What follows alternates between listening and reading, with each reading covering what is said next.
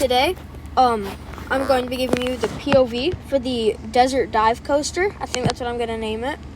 Because I finished the sandcastle and I just added some palm trees and I think it looks amazing. So I think it's done. So, let's get to it.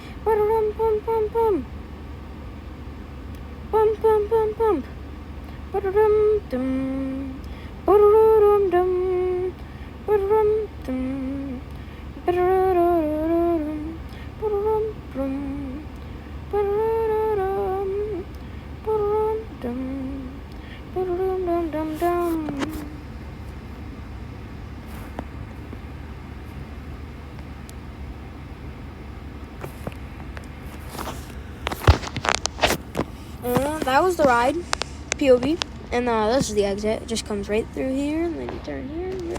Ouch. So yeah, that's all for this one. I just wanted to give you guys a POV of the ride because it's finished. So okay. Well, at least they'll let me finish the ride POV before I got kicked.